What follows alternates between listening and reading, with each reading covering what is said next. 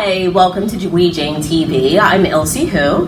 And I'm Beth Tancredi, and today we're thrilled to have Debra Alfarone here. She's an award-winning newscaster who really has been through the gamut of changes as far as her career and, you know, just the reinvention of herself. And so thank you so much for being here Try today. to reinvent myself as Beyonce now.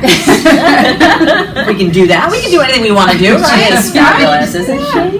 Pretty darn fabulous. And a great businesswoman. Yes, She is, yeah. Yes. All of those things. So thank you for joining us. So tell us a little bit about who you are, just as a woman, or anything you can tell us about yourself. A Murray mom. Murray mom. Murray Yes, mom. you'll find out about Murray. I'll probably end up showing you pictures. Never can get through a sentence without mentioning my dog, Murray. Yes, I love that guy. He's a rescue dog. But enough about him. He has his own Instagram. I'll tell you about me real quick. So I started out, I'm a New Yorker, mind you, maybe you can tell, and I used to work on Wall Street. And then I decided to reinvent myself, and I wanted to be a news reporter. I love New York, crazy about New York, wanted to tell the stories of the people of New York, and this led me on a journey. And I've been a news reporter and news anchor in New York City, in Connecticut, and most recently in DC. I just left to start a new venture, exciting, and I'm still going to be dabbling in news, but it's not going to be my full-time thing because I have a passion and a purpose to tell the stories of people, but to help people rewrite their own stories, because I feel like we all get stuck in, I'm this one, I'm that one, you know, I'm the smart sister, I'm the pretty sister, I'm the guy who, you know, the football player, whatever. We get these labels when we're kids, and we kind of carry them around for a long time. And sometimes that's great for us, and it propels us, and sometimes it keeps us stuck. So I want to help people to rewrite their stories. And my passion is really helping women, empowering women. So that's a little tease. That's great. That's what we call a news tease. Yeah. So let's go back a little bit because you did start out in financial services. Yeah. There does become a moment where you go, you know what, this is not for me. Can you tell us a little never bit for about? me. Oh well. A moment. Okay. Well, when did you decide that you were going to go ahead and pivot really and follow your passion? It's a great question but I'm really seriously, it was never for me. But I did what I thought you were supposed to do. I thought you'd get out of school, you get a job at a big building, has a big company name on it, you get paid, then you get a raise and you get a different promotion, and I did that for a couple of years out of school. But my passion always was telling stories, and I just didn't know anyone who was a news reporter. I didn't grow up in a house where you could be anything you wanted to be. That just wasn't how my parents were. They didn't raise us like that. They did the best they could, but that's just not what they were about. Like, they did what they did, and I did what I did, and we just kind of accepted our labels and our stories and moved towards that. So I worked for American Express most recently before I left, and it was 9/11 that changed my life, as it changed so many people's lives. So many people did so many different things after that, and I mean, the stories that I've told of people who survived 9/11, they still stay with me. But I decided I was going to go and get that dream, go after that dream, because tomorrow's not promised. That was my wake-up call. So what'd you do? I'm sorry. So how did you know what to do to get you to that? I had no clue. But you know what I had? I had this thing. It's called positivity, right? Like, I had persistence and positivity, and I honestly didn't know any better. So I just decided I would call up people, and I was like, well, how do you do this? And I would find out, how do you become a news reporter? And you really need a tape. That's what you do. You needed, back then, we called them a tape. Now we call them a video or a reel. But you needed to show, a reel, you needed to show what you could do. And I didn't know any better. I made a tape. And it kind of sucked, but I kind of then would update it, and I'd have, shoot some more stuff as people would give me feedback. And I would just call up people and be like, hi, I'm Debra. I'd like to be a news reporter at your station. And when they picked up, they would be like, but, it didn't go so well, but still, I got a lot of people who remembered me from these calls. And I worked on Wall Street. I knew how to call people. Yeah. If you know how to be personable, you can get a lot of people on the phone. And, I got a lot of no's, but I got a couple of yeses, and that's also a real good learning out there. Yeah, you're going to get some no's. Doesn't matter. Just focus on those 5 yeses. I've gotten 1, 2, 3, 4, I got 5 yeses. That's it, just 5. Not 500, 5. And they were all I needed. Wow, 5 out of how many? Ooh, let's see, hundreds, You see? hundreds. Don't ever give hope. Don't ever stop. Yeah, Yes. yeah. But I just, when I got a no, I go, okay, when should I call you back? You know, I just didn't know any better. And I mean, I want to say, like, well, I wasn't stupid. I just was so lit up by my dream and by this opportunity to follow my dream that I just kept walking confidently towards it. And so, you know, a lot of people say, well, how'd you get there? Like, did you ever worry? No, I never worried. I never, ever worried. And, you know, maybe call that youth, call that stupidity, call whatever you want. But it does show you that if you don't throw rocks along your path to where you want to go, you'll get there that much quicker. It's this thing that keeps us stuck. Yes. Which is why I want to do what I'm doing now. Right? Absolutely. It does. We keep ourselves where we are. We do. Yeah. So for what you want to do now is empower women. Do you find that younger generation is like more fearless, so the older generation may need a little bit more help as we kind of overanalyze things and we kind of limit ourselves to what we're capable of doing, maybe by age or experience or what if? I feel like everybody needs help. You know, it's interesting that when you said that, I thought to myself, well, maybe that's, no, I think everybody worries. Everybody overanalyzes. And then when you're young, you have the extra added layer of, I just don't know what to do. Yes. Yeah. Like, I need a mentor or someone to go, yeah, you can do that. You need someone to show you. And I didn't have anyone to show me, so I want to be that person that shows people. You know, I just left my job the other day. Sunday was my last newscast. And I can't tell you how many coworkers, friends, viewers all reached out to me to say how they're so lit up by what I'm doing. Because it's not easy to leave an anchor job in DC. Mm-hmm. People don't do that as often, but I was happy to have this opportunity. And again, maybe I'm back in that whole realm of like I was before when I was trying to become a news reporter, but I feel really jazzed about it and really positive and really persistent and just lit up about it. So I don't see myself throwing any rocks along the path. And you know, we all doubt ourselves. We all do, and I think that's not limited to any age, for sure. That's the one thing. You know, I mean, you do there is a benefit of getting a little bit more brave and a little more bold, but I think everybody's like, I don't know what to do. We all need a hero or a hero. Yes, we all do. Absolutely. We all do. So let's talk about your TED Talk. And I watched it, and I watched it again. Oh my gosh, twice! It's a half hour. You've got WeJane giving you a lot of views. So we have a lot of views, and one of the things I loved about that is your topic about labels. Number one, what made you want to do a TED Talk, and why that topic? I feel like when you have to give. And I'm just the kind of person that people come up to all the time asking for advice. What should I do? How should I do this? What would you do? So I'm lucky in that people feel comfortable coming up to me. And so I kind of started using that muscle of like giving people advice. And I thought, well, this is something that I learned that I really want the world to know. That, again, you have a label or a story that you learned. I was just actually writing something on the train here, furiously typing. The guy next to me probably thought it was crazy, but it was, I was trying to talk about people getting out of their own way. It's a PDF. You'll hear about it. It'll be on my website soon. But I'm putting this thing together, and I start telling this story about how I grew up and I thought I was unathletic, and how I never tried out for any sports in school. I go to workout classes. I'm a fit person. I'm at my ideal weight, but in the weight range. But like I go, and I'm always like looking at that person, going, gosh, I was like, she's really moving. And so I've always had this. Oh, and swimming. I couldn't swim. I never learned how to swim.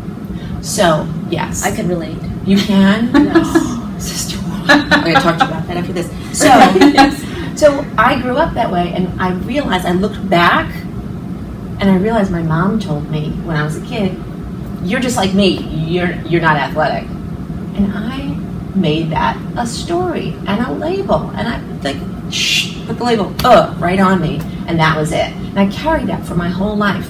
You know, at a certain point, we don't have to wear these labels. We become an adult, and we realize, like, the reason I was holding on to that label is because someone told me that.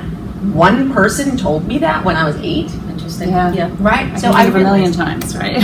Right, I think we all can. I think Yeah. we all can. And so I feel like I had that message, I wanted to give that back to people.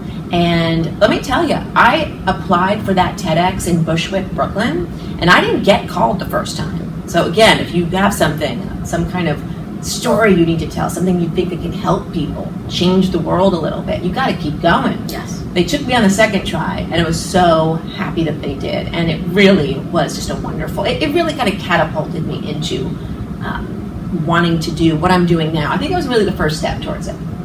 Yeah. That's awesome. Oh, yeah, it wasn't easy. It was scary. Wow, Scary. Bushwick, Brooklyn. Yeah. That's rough. Right. And that's when Bushwick, like, this was a couple years ago, Yes. what, 2015? Okay. 14, Yes. maybe? So it was like, like, there wasn't much going on in Bushwick then. No. Yeah. Bushwick's like super uber hip right now. Yeah, no, it is. But back then, it was like, I would go to like one guy who was going to be a speaker. He had an apartment in Brooklyn. It was so funny. We'd go there, and I was like it looked bombed out at the time. And I was like, what is happening? And I went to this building, it looked like an abandoned building, and it really did look abandoned. And then I'd walk, and then you get to his apartment, and because it was Brooklyn and like, you know, little at the time, like he opened his door and he had this huge, beautiful sprawling space in the middle of nothing. Amazing. Great. Probably paid $4 for it. Absolutely. Now it's worth $1 million, I'm sure, if you put it on the market. If we only knew. If we only knew.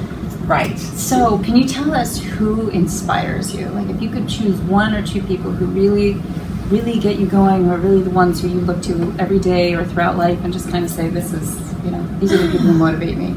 That's a great question. Gosh, who motivates me? Well, I have a couple of mentors. They don't know it. They're mentors in my head. But I've had a lot of wonderful people who I call label whisperers, people that come up into your life and whisper to you, like, you can do this. So many.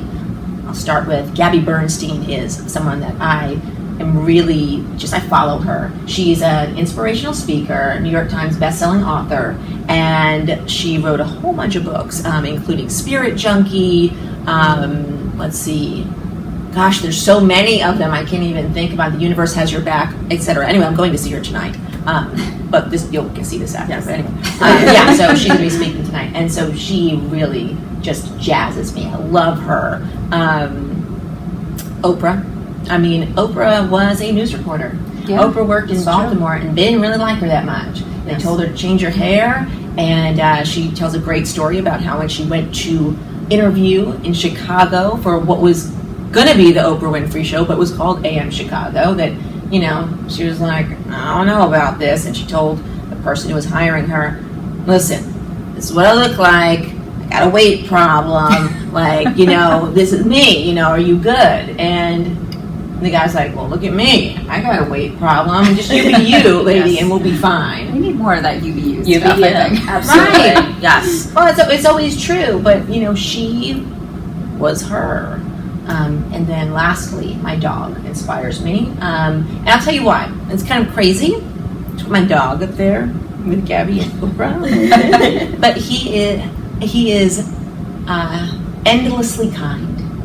And is interested in everyone and doesn't care what you look like, what you do for a living, what you wear, even how you smell sometimes. Like, he does not care whether you have food. Well, he kind of cares, but he just goes up to everyone with this happy face, and he's endlessly kind. And I think we need more of that in the world. Absolutely. Yeah. And your dog has an Instagram account. Yeah, Murray Silverman, the dog. My husband's last name is Silverman. Make sure you follow him, please. He's really super duper cute. He is.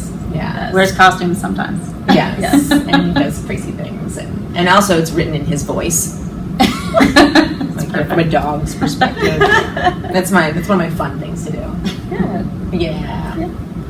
So you told us a little bit about, you know, you've hinted that you've got some great stuff coming, and I know some of that we're keeping under wraps for you, but where can people learn about the news? Like, what, you know, give us some social media tips for you, because I'm sure Murray's not going to be spilling the news on everything. Well, So where can people find you so that you can share the news with them. Thank you.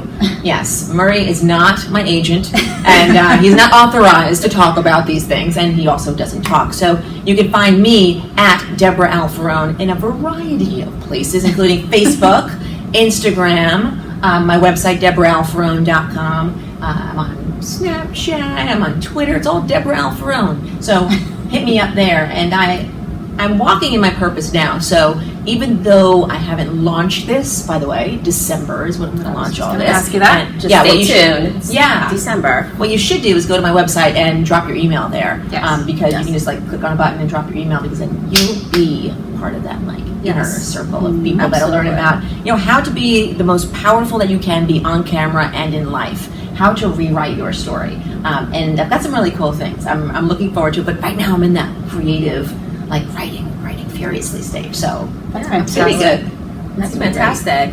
And we'll definitely post her website on our post as well. And follow us on WeJane TV on Instagram, on Twitter, and on Facebook, was where you can find Debra. Debra, we just have 3 fun questions if you have time. Love 5 questions. So this is the part where we just get to know her a little bit on the funny side. So you're coming back to New York. Yes. Yes. What was or still is your favorite restaurant to visit? Oh, child. Let's see. There's so many amazing ones. Oh, okay. What do I pick? Down to business here. This is tough. This is tough. Ooh. Well, I lived in the West Village, and I love Rosemary's. Rosemary's Italian. Ooh, yeah. That's where we ate last time we were in town, my husband and I. So maybe I'll be hitting that up. And I also ate there before I ran a half marathon. You gotta get your carbs. Oh, yes. Rosemary. Oh, Rosemary. so good. Hashtag Rosemary. Yeah. Second question is now fall, although it feels like it's summer outside. What is your go-to outfit for fall? Right here, like a dress and some cute boots. Yes. Booties. I don't know if I could do this here. A little kick of a booty. Booties. Kick of a booty, yeah, and a leather jacket. A dress, leather jacket, Yes. booties. Love. That's like, I'm badass. It's like cute, but then you're badass. Yeah, you kick doors in. That's how I feel about it. Okay, last question. Growing up, who was your celebrity childhood crush? Oh my gosh, John Stamos. Hello. John Stamos. John Stamos is still my. Is my husband going to see this? Yeah. I love my husband. He's so adorable. But John Yeah, Stamos is like pretty cute too. And he doesn't age. He doesn't. No, I want better his with dad. age, right? Yeah, he really does. Yeah, there's a couple people like Rob Lowe and George Clooney. Like they just get better. They're like wine. Yeah. Like wine. John Stamos. Follow me. Hey, John. I'm married, but I'm a fan. Yeah. Okay, so thank you, Debra. We're so happy you came to be here on our show. We're super excited when Beth contacted me, and we were like, oh my gosh. So thanks for joining us on WeJane TV. We hope you enjoyed this episode. Stay tuned for our next episode, which we are actually going to be in the kitchen cooking. Wait, why did I get invited? You're more than welcome to cook. Yeah. Jersey Shore style. Jersey Shore. It's even better. Yes, so we're going to be invited by Soule. So we're going to be cooking and discussing about how to eat healthy during the holidays. And hopefully it's not cooking everything healthy. Hopefully it'll be cookies and something really nutritious. For your soul. For your soul. You have to feed the soul.